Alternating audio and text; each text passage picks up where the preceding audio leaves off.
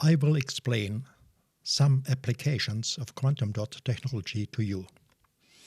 It was in 1900 that Max Planck published his first paper on quantum mechanics, and it is not really a new issue therefore. In spite of this fact, I notice in scientists, if not physicists, physicians and others, that often their ideas about physics end in the 19th century. At the same time, they use quantum mechanics instruments like magnetic resonance scanners or proton emission in the daily routine. In esoteric circles, quantum mechanics are also used in spite of a lack of basic knowledge. Therefore, I will recapitulate some necessary facts. Please keep in mind that this is bog standard physics and has nothing to do with subtle matter or astral bodies. Quantum mechanic phenomena are typical for molecular structures.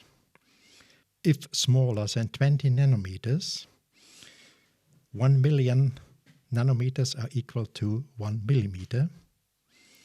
Their features are different from solid bodies.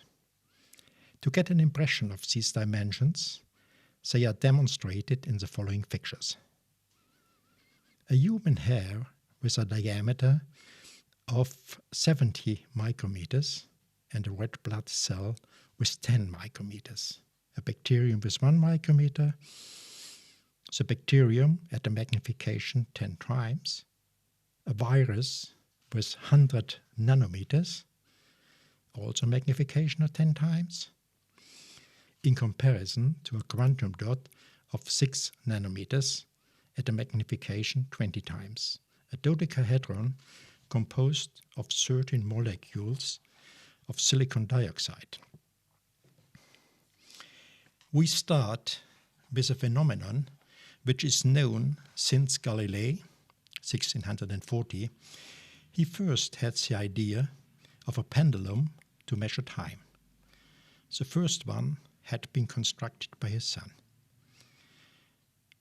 If you hang some pendulum clocks with the same length of the pendulums on one board, they may start uncoordinated to work. After some time, all pendulums, however, oscillate synchronously. This is called phase entanglement of oscillators or entrainment, a very common phenomenon. One example are crystal lattices, where atoms and molecules oscillate synchronously, causing invisible rhythmic antinodes.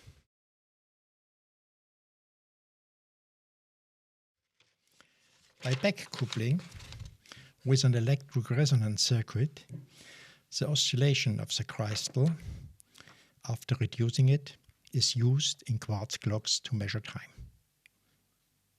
A crystal, being arrested by pressure to expand, creates an electric potential being proportional to the pressure, the piezo-electric effect. An electric field is created. Beside of other technical applications, this is the principle of electric balances. If electric power passes the semiconductor, electromagnetic oscillations of energy bands, being close together in semiconductors, create partially coherent light.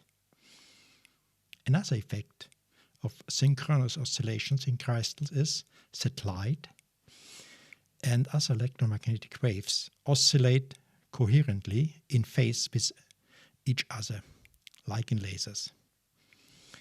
In contradiction, the light of a common old light bulb does not oscillate coherently. A big part of light extinct each other mutually and creates heat. You can say it creates heat and a little bit of light as scrap. In LEDs, a microcrystal is fixed to a semiconductor, forming a quantum dot. To get the same amount of light A LED only needs 10 to 12% of energy compared to a common light bulb. But you cannot warm your hands with it. It stays cold. It is possible as well to reverse the principle. If light passes the crystal, it creates electric energy in the semiconductor. Possibly this is photovoltaic in the future, being much less expensive. The development is near to the technical application already. What does all this mean for animals and plants? Even cell membranes are highly organized, crystalline structures, the same as muscle fibers, retina of the eye, or collagen. Typical piezo-electric structures are all helical particles like DNA, keratin, actin, and collagen. There are a lot of quantum dots in organic molecular structures. Charges are distributed as well. Please keep in mind that a membrane potential of 20 millivolt at a distance of 5 to 10 nanometers is equal to a voltage field of some 1000 volts per meter. Highly interesting structures are microtubules. They are known for long during cell divisions as mitotic spindle. They are formed by 13 protofibrils. At a distance of 3 nanometers from the wall inside of the tubule, water is highly ordered. This means it is not conducting for electricity, but an excellent optical conductor. A possibility for the transport of information. This is much quicker than information transport by nerves with only 20 to 50 microseconds per meter. We know now that they extend like a web from nuclei via cell lumen, intercellular space through the whole body. Information can be exchanged at a speed of 1 microseconds per meter by this body-wide web. The famous mathematician Roger Penrose hypothesized in a speculative model how information can be stored in this web, explaining the still unknown phenomena of body shape and long-term memory, which could not be localized in the brain. A specific form of microtubules is alpha helical protein in the cell membrane. Living creatures are not an assembly of cells, which are little bags where biochemical reactions occur, an idea that can frequently be found in classical biochemistry. What is the origin of such a misunderstanding? In classical biochemistry, organs like liver or kidney are homogenized. After centrifugation, the cytoskeleton is discarded and the supernatant is used further. By this way, the idea established that the cell is empty and biochemical reactions are the same as in test tubes. We know, however, that a cell is densely filled with structures. Enzymes, for instance, fixed on microtubules and filaments show other kinetics than enzymes in a solution. A cytoskeleton is also bearing many semiconductors and crystalline structures and can create electromagnetic waves. All this has been lost in biochemistry. In most textbooks, you still will find the model of receptor-effector based on an idea of Paul Ehrlich. An effector fixes to a receptor and starts a physiological reaction. Since 15 years, we know that a big part of communication between cells and intracellular matrix is performed by electromagnetic waves, not only in nerves, brain and heart. Chemical substances act by their wave pattern, their fingerprint.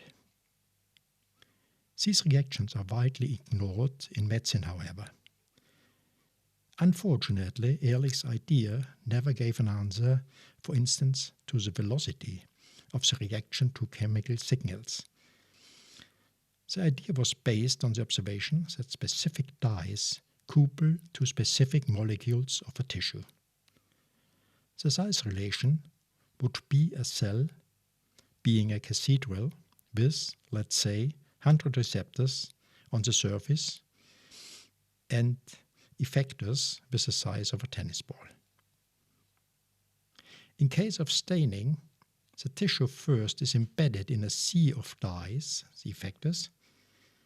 After draining and washing, only a few molecules remain attached. These, however, are not physiological conditions. A few molecules have to find a few receptors. This is impossible by Brown's molecular movement only. We meanwhile know that they use a trick similar to the one we use when we are searching for a car in a big car park. By using the remote control key and looking for flashing lights, we can find the car. Even without a coupling or before coupling, physiologic control can occur. Fortunately, many bioactive substances are semiconductors. Together with a nanocrystal, it forms a quantum dot. Non-coherent signals cannot extinct each other. The same is true for bioactive substances. They can act by their signal or by docking on a receptor. Using quantum dot technology, the signal becomes partially coherent. In other words, we need much less substance to get the same effect. This is important. Some substances are very expensive and others show unwanted side effects in bigger quantities. Just to give you an example, capsaicin, the pungent principle of chili, can restore apoptosis, the controlled suicide of cells. In cancer cells, this apoptosis lacks, and therefore they grow in an uncontrolled manner. According to animal trials from Chile, 3 times a week, 10 pots of the hottest sort, the habaneros, would be necessary. This, however, is unacceptable. By quantum dot technology, the quantity of capsaicin can be reduced to 0.25 to 0.75 milligrams per day, equal to 40 to 120 grams of sweet pepper.